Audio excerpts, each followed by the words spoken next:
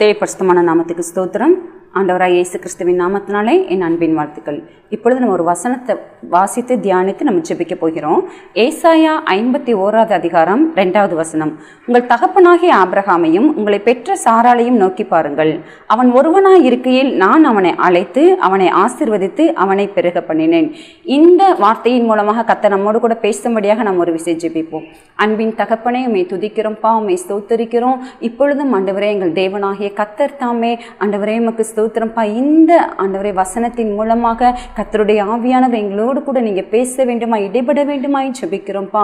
எங்களுக்கு வேண்டிய ஆலோசனைகளை கர்த்தர் கொடுப்பீராக. ஆண்டவரே நீங்க எங்களுக்கு என்ன ஆலோசனை தர்றீங்களோ அதை நாங்கள் புரிந்து கொள்ளவும் அதன்படி ஆண்டவரை செய்யவும் கூடிய கிருபையை ஆவியானவர் எங்களுக்கு தர வேண்டுமாய் ஜெபிக்கிறோம்.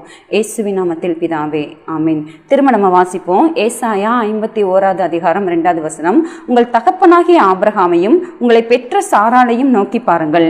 அவன் ஒருவனாய் இருக்கையில் நான் அவனை அழைத்து அவனை ஆசீர்வதித்து அவனை பெருக பண்ணினேன்.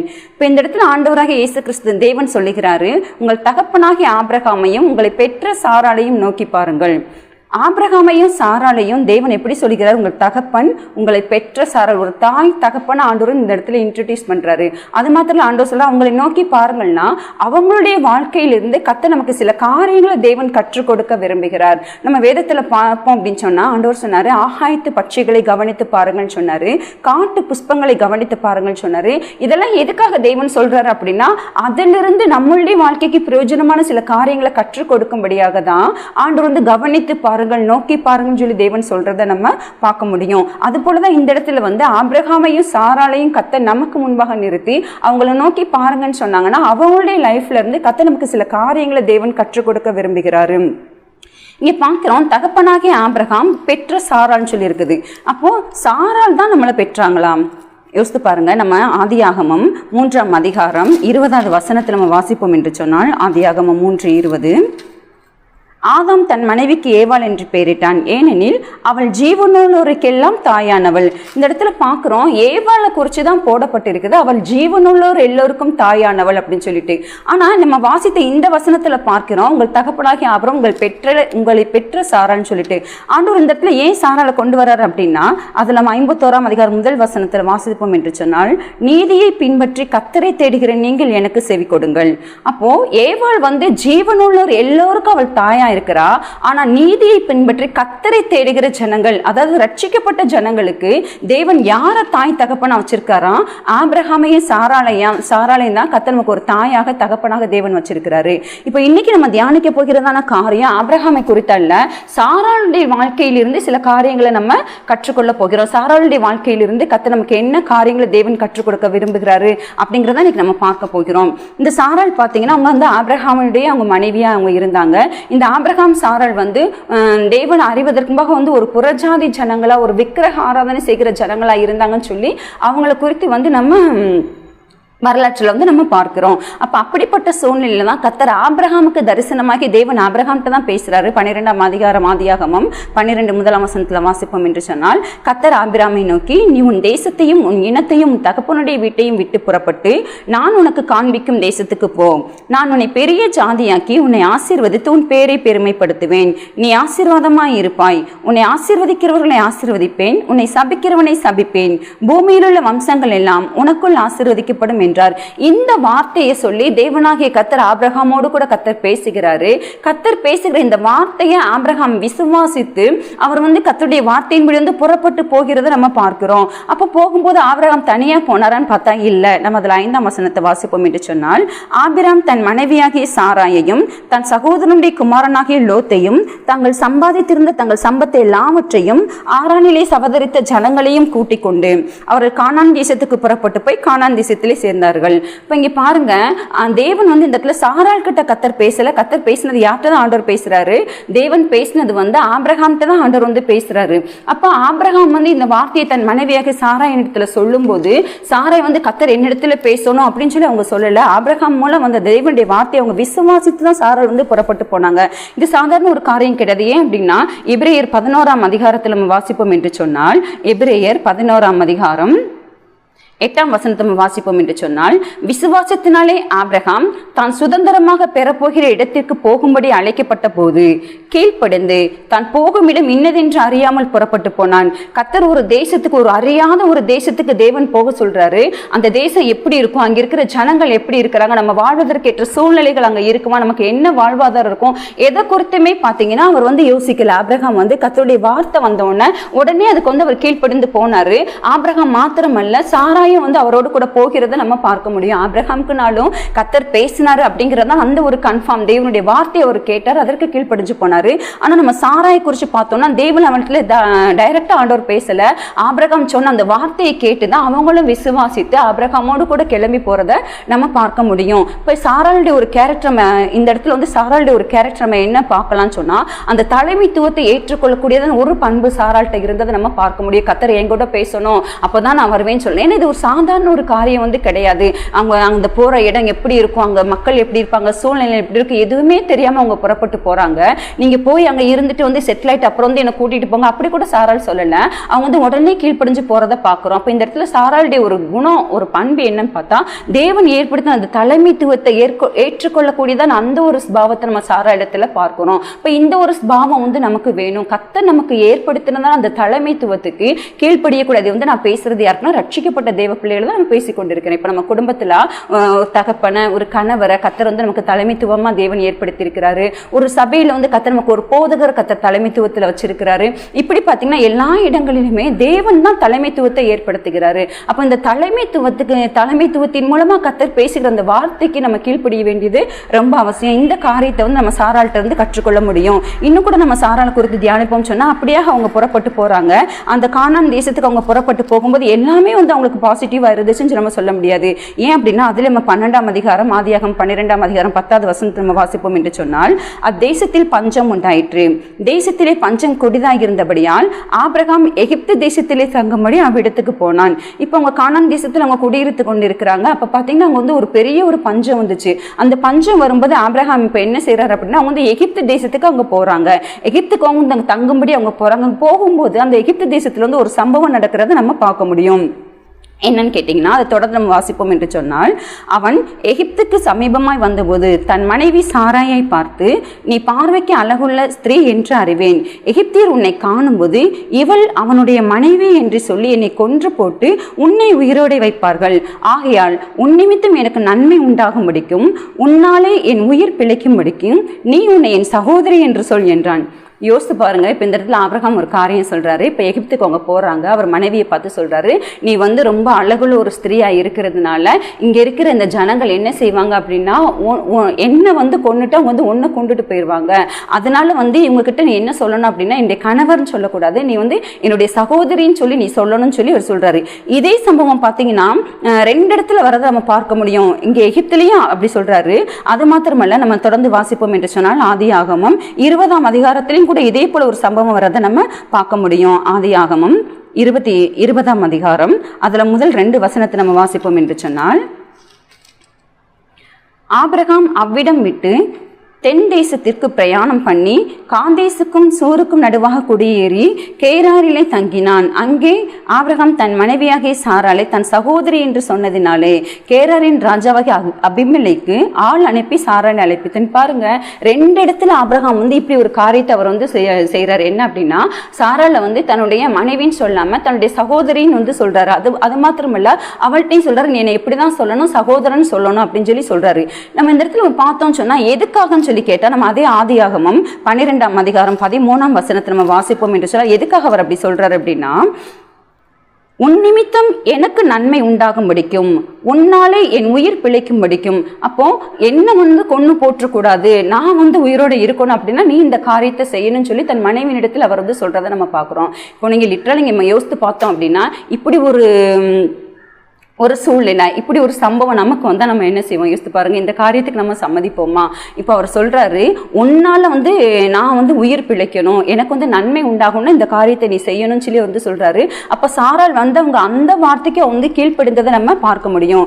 நீதிமொழிகள் 31ஆம் அதிகாரம் 12ஆம் வசனத்தை நம்ம வாசிப்போம் என்று சொன்னால், குணசாலியான ஸ்திரீயை குறித்து நிறைய காரியங்கள் அதுல போடப்பட்டிருக்குது. அதுல ஒரு காரியம், அவள் உயிரோடு இருக்கும் நாள் எல்லாம் அவனுக்கு தீமையை அல்ல நன்மையே செய்கிறான்னு சொல்லி எழுதப்பட்டிருக்கு. நம்ம பார்க்கிறோம். இப்போ தன் கணவருடைய உயிர் தப்புவதற்கு, அவருக்கு நன்மை உண்டாகுவதற்கு இந்த காரியத்துக்கு கூட பார்த்தீங்கன்னா சாராள் கீழ்ப்படுகிறத நம்ம பார்க்க முடியும். அதாவது வந்து நம்ம ஜென்ரல் அப்போ இதை நம்ம வந்து இந்த மாதிரி நம்ம அப்போ ஆபிரகாம் சொல்ற ஒரு பொய்க்கு வந்து சாராள் வந்து அவங்க உடன்பட்டு போனாங்க. அப்போ அந்த மாதிரி நம்ம செய்யணும் அப்படின்னு கேட்டால் இது அப்படி அல்ல. அந்த நேரம் அவங்க இருந்த சூழ்நிலை சாதாரண ஒரு மனிதர்கள் இடத்துல அல்ல. பார்வோன் வந்து ஒரு ராஜா, எகிப்தினுடைய ராஜா. அது மாதிரி பார்த்தீங்கன்னா இந்த அபிமெலேக்கு வந்து ஒரு ராஜா. அப்போ அவங்க நினைச்சா அந்த ஆபிரகாம் வந்து அவங்க என்ன வேணாலும் செய்ய முடியும். அப்போ தன்னுடைய ஜீவன் பாதுகாக்கப்படுறதுக்காக தான் ஆபிரகாம் வந்து அந்த இடத்துல அப்படி ஒரு காரியத்தை அவர் சொல்றாரு. நம்ம தொடர்ந்து நம்ம அந்த இடத்துல நம்ம பார்த்தோம் அப்படி சொன்னா இந்த ரெண்டு சம்பவத்திலுமே வந்து தேவனாகிய கர்த்தர் அந்த இடத்துல இடைப்பறதை நம்ம பார்க்க முடியும். தொடர்ந்து நம்ம வாசிப்போம் என்று சொன்னால் ஆதியாகமம் 12ஆம் அதிகாரம் 17ஆம் வசனத்தில் நம்ம வாசிப்போம் சொன்னா அந்த மாதிரி வந்து சாராளை வந்து அவங்க வந்து பார்வோனுடைய அரண்மனைக்கு கொண்டு போறாங்க. அப்ப அங்க என்ன நடக்குதுன்னு பாருங்க. ஆபிரகாமுடைய மனைவியாகிய சாராயின் நிமித்தம் கர்த்தர் பார்வோனையும் அவன் வீட்டாரையும் மகாவாதைகளால் வாதித்தார். இங்க பார்க்கிறோம் கர்த்தர் அந்த இடத்துல இறங்கி வந்து ஆண்டவர் கிரியை செய்கிறாரு. சாராயின் நிமித்தமாக அந்த பார்வோனுடையும் அவனுடைய வீட்டாரையும் கர்த்தர் என்ன செய்கிறாராம், மகாவாதைகளால் வாதித்தார்னு சொல்லி பார்க்கிறோம். இந்த இடத்துல மாத்திரம் கிடையாது, ஆதியாகமம் 20ஆம் அதிகாரத்தையும் கூட நம்ம பார்க்க முடியும். ஆதியாகமம் 20ஆம் அதிகாரம் 7ஆம் வசனத்துல இந்த அபிமெலேக்கு ராஜாவின் இடத்துல கர்த்தர் செய்கிற காரியங்களை பாருங்க. அந்த மனுஷனுடைய மனைவியை அவனிடத்திற்கு அனுப்பிவிடு, அவன் ஒரு தீர்க்கதரிசி, நீ பிழைக்கும்படி அவன் உனக்காக வேண்டுதல் செய்வான்.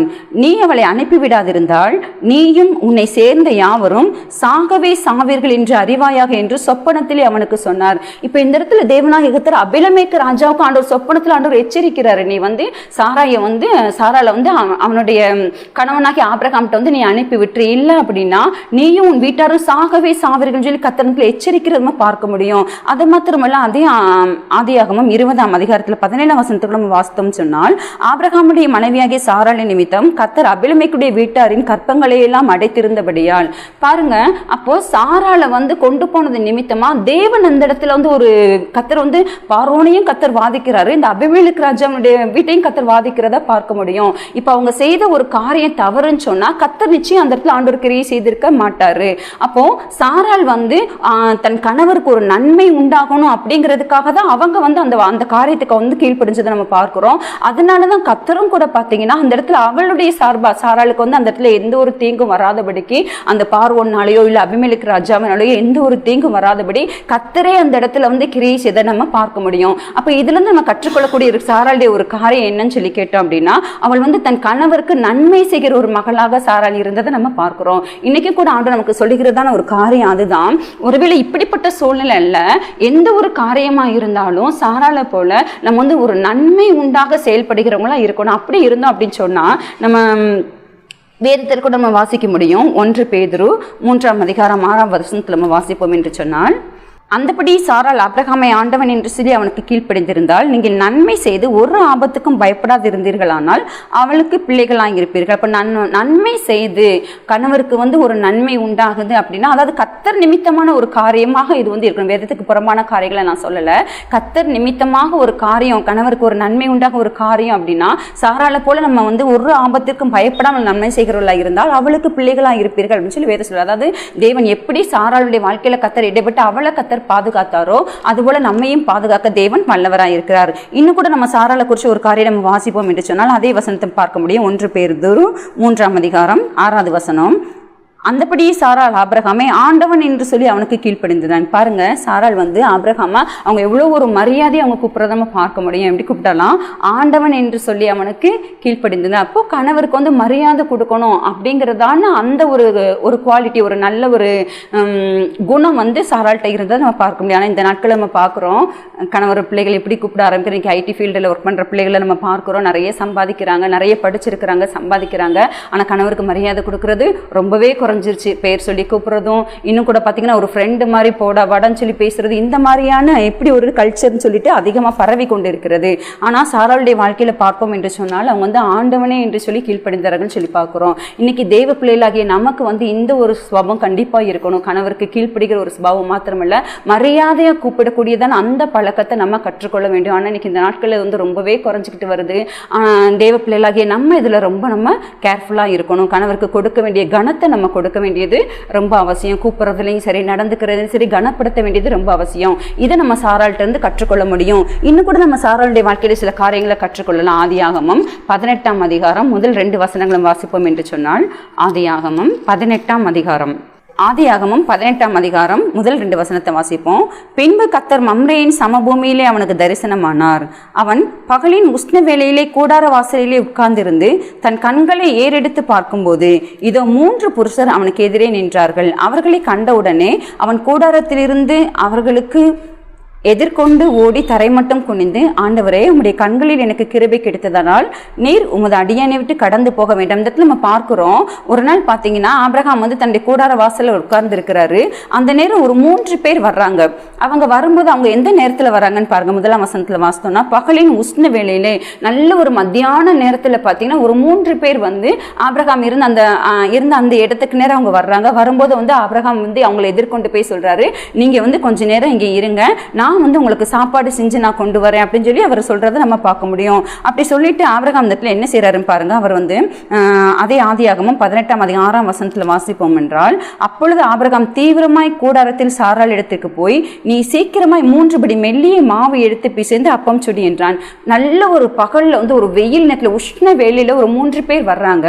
வரும்போது இந்த ஆபிரகாம் வந்து அவங்கள கூப்பிட்டு அவங்க வந்து இளைப்பாற சொல்ற, நீங்க கொஞ்ச நேரம் இங்கே இருங்க, நான் வந்து உங்களுக்கு சாப்பாடு செஞ்சு நான் ரெடி பண்ணிட்டு வர்றேன், நீங்க சாப்பிட்டுட்டு அதுக்கப்புறம் நீங்க வந்து உங்க வழியா நீங்க போகலாம் அப்படின்னு சொல்லி அவர் சொல்றாரு. சொல்லிட்டு சாராள்கிட்ட வந்து ஆபிரகாம் சொல்றாரு, நீ உடனே வந்து சீக்கிரமா 3 பிடி அல்ல 3 படி மெல்லிய மாவு எடுத்து நீ வந்து அப்பம்மா நீ சுடுன்னு சொல்லிட்டு போய் சொல்லும் போது பாத்தீங்கன்னா சாரா வந்து அந்த அவங்க வந்து முறுமுறுக்கவே இல்லை. நல்ல ஒரு மத்தியான நேரம், ஒரு வெயில் நேரத்துல வந்து திடீர்னு வந்து 3 படி மாவு எடுத்து நீ மெல்லிய அப்பம்மா நீ சுடுன்னு சொல்லும்போது ஆபிரகாம் வந்து ஒரு வேலைக்காரட்டும் இல்லை ஆகாரம் அந்த நேரத்துல வந்துட்டாங்க. ஒரு அடிமை பெண்ணிட்டே சொல்லல.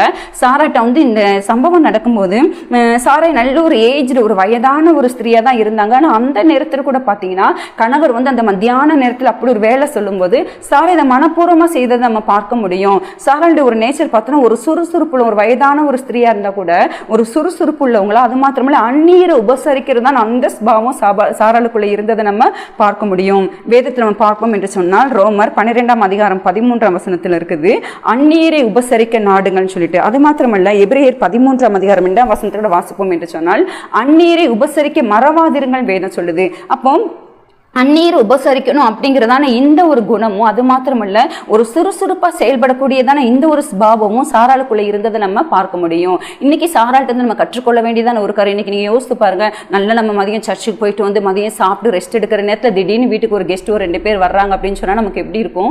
எத்தனை பேர் சந்தோஷமா நம்ம சமையல் பண்ணுவோம். உடனே நம்ம என்ன சொல்லுவோம், ஒரு ஹோட்டல் போய் இதை வாங்கணும் அது வாங்கணும் இப்படிதான் நம்ம சொல்லுமே வரல, நமக்கும் சேர்த்து ஹோட்டல்ல ஆர்டர் பண்ணுவோம், இப்படிதான் நம்ம யோசிப்போம். ஆனா சாராள் பாருங்க, அந்த நாட்கள்ல அவங்க அவ்வளோ ஒரு ஏஜ்டா இருந்தா கூட அந்நியரை உபசரிக்கணும் அப்படிங்கிறதான அந்த ஒரு பண்பு அவங்களுக்குள்ள இருந்ததை நம்ம பார்க்க முடியும். இன்னைக்கு தெய்வ பிள்ளைகளாகிய நம்ம சாராள்கிட்ட இருந்து இந்த ஒரு காரியத்தை நம்ம கற்றுக்கொள்ள வேண்டியது ரொம்ப அவசியம். இன்னும் கூட நம்ம பார்ப்போம் என்று சொன்னால் அதிலே நம்ம தொடர்ந்து வாசிப்போம்னா, அந்த 3 புருஷர் யாரு, அவங்க தேவனுடைய தூதர்களா அவங்க வந்து இருந்தாங்க.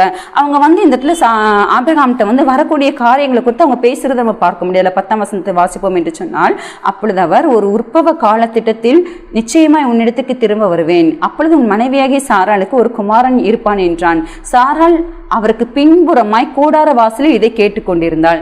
பாருங்க, இப்ப இந்த 3 தூதர்களும் வர்றாங்க. வந்து இதுல கர்த்தருடைய தூதனானவர் வந்து ஆபிரகாம்கிட்ட வந்து தன்னுடைய திட்டத்தை வந்து சொல்றாரு, அடுத்து ஒரு உற்பவ காலத்திட்ட வருவேன், அப்போ வந்து மனைவியாகிய சாராள் வந்து ஒரு குமாரனோட கூட இருப்பான்னு சொல்லும்போது இது சாராள் எங்க இருந்து கேட்டுக்கொண்டிருந்தார்களாம்?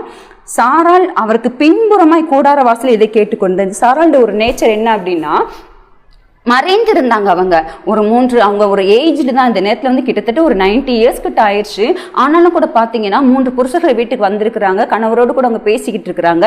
இந்த சூழ்நிலையில் பார்த்தீங்கன்னா சாராள் வந்து அவங்க வந்து முன்னாடி வந்து அவங்க பேசல, கூடாரத்தில் பின்புறத்தில் அவங்க நின்று கேட்டுக்கொண்டிருந்தாங்கன்னு சொல்லி நம்ம பார்க்கிறோம். இன்னைக்கு நிறைய வீடுகளில் பார்க்குறோம், ஒரு வீட்டில் நம்ம போய் ஒரு காரியங்கள் பேசுகிறோம் அப்படின்னா அந்த வீட்டில் இருக்கிற கணவரை காட்டணும், அதாவது சகோதரர்களை காட்டணும், சகோதரிகளுடைய வாய்ஸ் தான் அதிகமாக ரைஸ் ஆகுறது நிறைய குடும்பங்களை நம்ம பார்க்குறோம். ஆனால் இந்த சாராளுடைய ஒரு நேச்சரை பார்த்தோம் அப்படின்னா கூடாரத்தின் பின்புறத்துல இருந்து அவங்க பேசுறதை அவங்க கேட்டுக்கொண்டிருந்தாங்க அப்படின்னு சொல்லி நம்ம பார்க்கிறோம். நம்ம 1 தீமோத்தேயு 2ஆம் அதிகாரம் 11ஆம் வசனத்துல ஸ்திரீகளை குறித்து போடப்பட்டிருக்க ஒரு காரியத்துல அவங்களுடைய சுபாவம் எப்படி இருக்கணும்னு போட்டிருக்கு. அவங்க வந்து அடக்கமுடையவர்களா இருந்து அமைதலோட கற்றுக்கொள்ள கடவர்கள். ஒரு ஸ்திரீயானவள் வந்து அடக்கமுடையவளா இருக்கணும், அமைதலா இருக்கணும். இதெல்லாம் வந்து தேவன் வந்து ஸ்திரீகள்கிட்ட எதிர்பார்க்கிறதான ஒரு காரியம். இந்த ஒரு பாவம் வந்து சாராள்கிட்ட இருந்ததை நம்ம பார்க்க முடியும். இப்போ நம்ம நிறைய காரியங்கள் வந்து சாராளை குறித்த காரியங்களை வந்து நம்ம தியானிச்சோம். ஆனால் இதே நேரத்தில் பார்த்தீங்கன்னா சாரா இன்னொரு ஒரு காரியம் அவங்க பண்றாங்க. என்ன அப்படின்னா, ஆபிரகாமுடைய மனைவியாய் சாராய்க்கு பிள்ளை இல்லாது இருந்தது.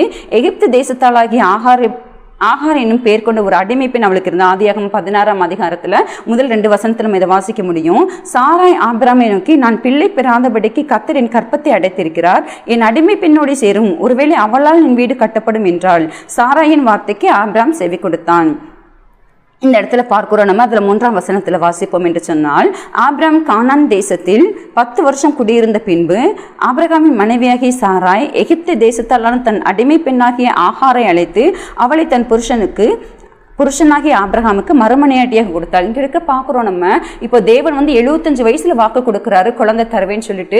ஆனா இந்த சம்பவம் நடக்கும்போது பார்த்தீங்கன்னா ஆபிரகாமுக்கு வந்து 86 வயது ஆயிருச்சுது. அப்போ வாக்குத்தத்தங்கள் நிறைவேற தாமமாகும் போது சாராள் இந்த இடத்துல ஒரு காரியம் என்ன செய்யறாங்கன்னா, மாம்சத்துல அவங்க வந்து ஒரு டெசிஷன் எடுக்கிறாங்க. என்ன அப்படின்னா, அவங்க எகிப்து தேசத்துல போய் இருக்கும்போது அவங்களோட ஆகாரம் சொல்லதான ஒரு அடிமை பெண் அவங்க வந்து அடைத்து கொண்டு வர்றாங்க. இப்போ இந்த இடத்துல சாராய் சொல்றாங்க, நீங்க வந்து எனக்கு வந்து குழந்தை இல்லை, அதனால நீங்க வந்து ஆகாரம் வந்து திருமணம் பண்ணும்படி அவங்க வந்து ஆபிரகாம் ஒரு ஆலோசனை கொடுக்குறாங்க. மாம்சத்தில் எடுத்ததான ஒரு தீர்மானம். நம்ம கலாத்தியர் 3ஆம் அதிகாரம் 3ஆம் வசனத்துல வாசிப்போம் என்று சொன்னால், ஆவியிலே ஆரம்பம் பண்ணின நீங்கள் இப்பொழுது மாம்சத்தில் முடிவு பெற போகிறீர்களோ, நீங்கள் இத்தனை புத்தியரான்னு சொல்லி நிலப்பட்டிருக்கிறது. சாராளை குறித்து நம்ம நிறைய காரியங்கள் பாசிட்டிவான நிறைய காரியங்கள் தியானிச்சோம். அதே சாராள் தான் இப்ப வாக்குத்தத்தங்கள் நிறைவேற தாமதிக்கும் போது அவங்க என்ன செய்யறாங்கன்னா மாம்சத்துல செயல்படுறாங்க. இப்படி மாம்சத்துல செயல்பட்டதுனால பாத்தீங்கன்னா அந்த இடத்துல வந்து ஆகாரம் வந்து அவங்க ஆபிரகாமுக்கு கல்யாணம் பண்ணி வைக்கிறாங்க. அந்த இடத்துல இஸ்மவேல் பிறக்கிற. அந்த இஸ்மவேலை குறித்து வேதம் சொல்லுது, கர்த்தர் வந்து ஒரு துஷ்ட மனுஷனா இருப்பான் அப்படின்னு சொல்லிட்டு. நீங்க பாருங்க, இன்னைக்கு வரைக்கும் பாத்தீங்கன்னா அந்த இஸ்மவேல் நிமித்தமா உபத்திரவங்கள் வந்து அது இன்னைக்கு வரைக்கும் கண்டினியூ ஆகுது. அன்னைக்கு சாராள் எடுத்ததான ஒரு தவறான மாம்சத்தில் எடுத்ததான ஒரு தீர்மானத்தின் விளைவாக இன்னைக்கு வரைக்கும் வந்து ஒரு பெரிய உபத்திரவங்களை சந்திக்க வேண்டியதா இருக்கிறது. அப்போ சாராள்கிட்ட இருந்து நம்ம கற்றுக்கொள்ளக்கூடிய ஒரு காரியம் என்ன அப்படின்னா, மாம்சத்தின்படி நம்ம எந்த ஒரு தீர்மானமும் எடுக்க முடியாது. நம்ம தொடர்ந்து நம்ம இந்த காரியத்தை நம்ம தியானிச்சோன்னு சொல்லி சொன்னா அடுத்து சாராளுடைய கேரக்டர் அப்புறம் மாறுறதை நம்ம பார்க்க முடியும். அவங்க வந்து ஆகார் வந்து கர்ப்பமானதும் தன் ஆட்சியரை வந்து அற்பமா நினைக்கிறா. அப்படி அற்பமா நினைக்கும் போது பாத்தீங்கன்னா அவன் என்ன சொல்றான்னா, அவங்க வந்து கன்சீவா இருக்கிறது அறிஞ்சிருந்தும் கூட வந்து அவளை கடினமா நடத்துறதை நம்ம பார்க்கிறோம். இன்னும் கூட தொடர்ந்து இஸ்மவேல் பிறந்ததுக்கு அப்புறமும் கூட பாத்தீங்கன்னா அவங்க வந்து ஆகாரையும் அவனுடைய பிள்ளைகளையும் வந்து நீங்க அனுப்பி விட்டுருங்க அப்படின்னு சொல்லி சொல்றதை நம்ம பார்க்கிறோம். அப்போ அது ஆபிரகாமுக்கு துக்கமா இருந்தா கூட கர்த்தர் அந்த இடத்துல சொல்றாரு, சாராய் உனக்கு என்ன சொன்னாலும் அதை கேளு. ஏன் அப்படின்னா அவளுடைய பேச்சை கேட்டுதான் இப்படி ஒரு டெசிஷன் ஆபிரகாம் வந்து எடுத்தாரு. ஆகாரம் வந்து திருமணம் பண்ணது தேவனுடைய பரிபூர்ண சித்தம் அல்ல, இது வந்து மாம்சத்தில் எடுத்த ஒரு தீர்மானம்ங்கிறதுனால கடைசி வரைக்கும் தேவன் வந்து இந்த இன்டர்ஃபியர் ஆகவே இல்லை. கர்த்தர் இஸ்மவேல் ஆசீர்வதித்து உண்மைதான், ஏன்னா வந்து ஆபிரகாமுடைய வித்தா இருந்ததுனால கர்த்தர் ஆசீர்வதித்தாரு. ஆனாலும் கூட பாத்தீங்கன்னா வந்து ஒரு துஷ்ட மனுஷனா தான் இருந்தா இன்றைக்கும் வரைக்கும் வந்து அதனுடைய ரிசல்ட் வந்து நம்ம பார்க்கிறோம். அப்போ சாராளுடைய வாழ்க்கையில நம்ம கற்றுக்கொள்ளக்கூடிய ஒரு காரியம் என்னன்னு கேட்டீங்கன்னா, மாம்சத்துல நம்ம தீர்மானம் எடுக்கக்கூடாது. ஆவியில ஆரம்பம் பண்ணின நம்ம மாம்சத்துல ஒரு தீர்மானம் எடுப்போம் என்று சொன்னால் அதனுடைய விளைவுகள் வந்து ரொம்ப ஒரு மோசமான ஒரு விளைவுகளா இருக்கும். அதை சாராள்கிட்ட இருந்து நம்ம கற்றுக்கொள்ள வேண்டிய ஒரு காரியம். இப்போ நம்ம சாராளை குறித்து நிறைய காரியங்கள் நம்ம தியானிச்சோம். நம்ம அதில் தொடர்ந்து நம்ம இதுல முக்கியமான ஒரு சாராளுடைய ஒரு முக்கியமான ஒரு குவாலிட்டி, ஒரு நல்ல ஒரு காரியம் என்னன்னு சொல்லி பார்த்தோம் அப்படின்னா, எபிரேயர் 11ஆம் அதிகாரம் 11ஆம் வசனத்துல சாராளை குறித்து ஒரு காரியம் எழுதப்பட்டிருக்கிறது. எபிரேயர் 11:11 விசுவாசத்தினாலே சாராளும் வாக்குத்தத்தம் பண்ணினவர் உண்மையுள்ளவர் என்றெண்ணி கற்பந்தரிக்கு பலனடைந்து வயது சென்றவளாய் இருந்தும் பிள்ளை பெற்றாள். அவங்களுடைய எல்லா நல்ல பண்புகளை காட்டிலும் அவங்க விசுவாசம் உள்ள ஒரு தாயா அவங்க இருந்தாங்க. அதனாலதான் 90 வயசுலையும் கூட பாத்தீங்கன்னா குழந்தை பெற்றுக்கொள்ளக்கூடிய அந்த பலனை அவங்க பெற்றுக்கொண்டாங்கன்னு சொல்லி நம்ம பார்க்க முடியும். அப்போ சாராளுடைய வாழ்க்கையிலிருந்து இவ்வளவு காரியங்களை நம்ம கற்றுக்கொள்கிறோம். இப்படி சாராள் இருந்ததுனாலதான் நம்ம ஆதியாகமம் 21ஆம் அதிகாரம் முதல் வசனத்துல பார்க்கிறோம், கர்த்தர் தாம் சொல்லியிருந்தபடி சாராள் பேரில் கடாட்சமான கர்த்தர் தாம் உரைத்தபடியே சாராளுக்கு செய்தருளினார்.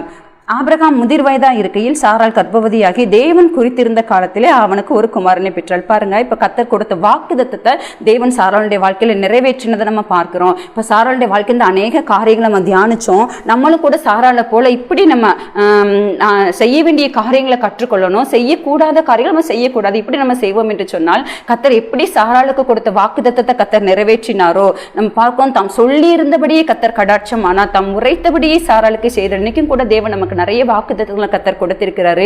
இந்த வாக்குத்தத்தங்கள் எப்போ நிறைவேறும் அப்படின்னா சாராளை போல நம்மளும் கூட இப்படிப்பட்ட நல்ல சுபாவங்கள் கொண்டிருக்கணும். அதே நேரத்தில் மாம்சத்துல தீர்மானம் நம்ம எடுக்கக்கூடாது. இப்படிப்பட்ட காரியங்கள் நம்ம சாராளுடைய வாழ்க்கையிலிருந்து கற்றுக்கொண்டோம். அதன்படி நாம் செயல்படுவோம் என்று சொன்னால் கர்த்தர் நமக்கு கொடுத்த வாக்குத்தத்தங்களை நிச்சயமா கர்த்தர் நம்முடைய வாழ்க்கையில நிறைவேற்றுவார். தொடர்ந்து நம்ம ஜெபம் பண்ணுவோமா?